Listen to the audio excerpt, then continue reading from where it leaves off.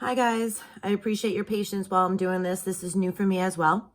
Okay, here's another example, and I want to do another one where it looks a little bit, maybe a little bit more scary because we see the square root of 2 and the square root of 3, but they're both positive, which means they're both going to be in quadrant 1.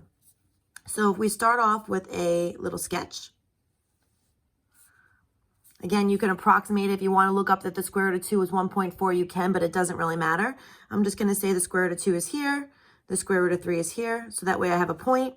I'm going to drop down my perpendicular, so that creates a right angle, and then connect it to the origin, so I now have a right triangle.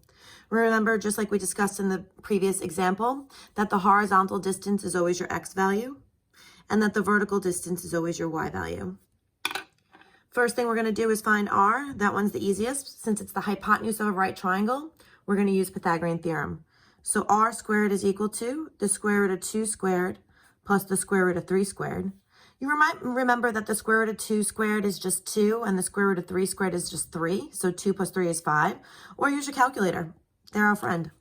So again, if I just put it in my calculator, the square root of 2 arrow over squared plus the square root of 3 arrow over squared is equal to 5. We take the square root,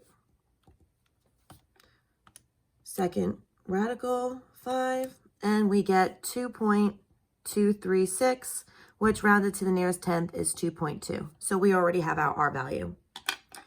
Remember to find theta. We're going to say theta is right here. It's always the angle closest to the origin. And we use tan. Tan theta is equal to the opposite side over the adjacent side.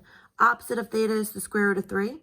So tan theta equals the square root of 3 over the adjacent side, which is the square root of 2.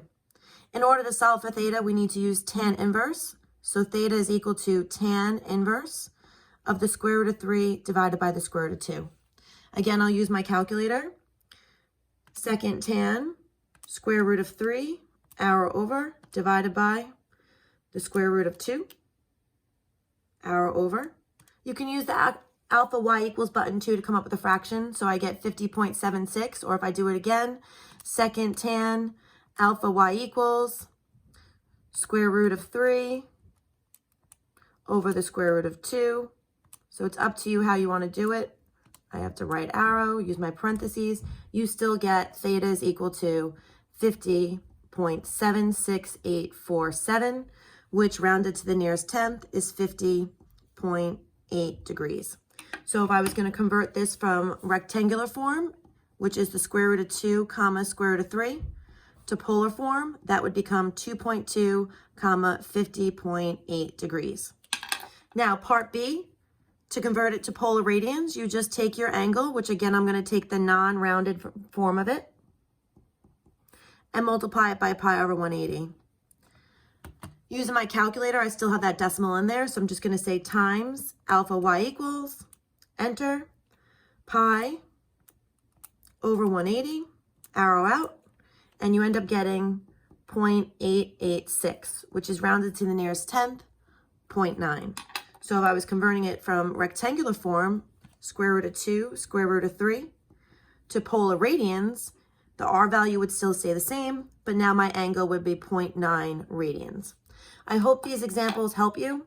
I will be giving you 2 problems to do on your own, and I'm trying to give you guys 2 days to do your assignments, so that way you have time to watch the video, and you also have time to put into the 2 questions. I'm not trying to overwhelm you, so I would appreciate it if you guys can please do the work. Reach out to me through Remind if you have any questions. I'm here to help in any way I can. I really hope I see you soon. I truly do miss you guys, and I too wish I was back in school rather than doing online learning. But I'm so proud of you all for doing the assignments that I've asked for so far, and I'm very thankful to call you my students.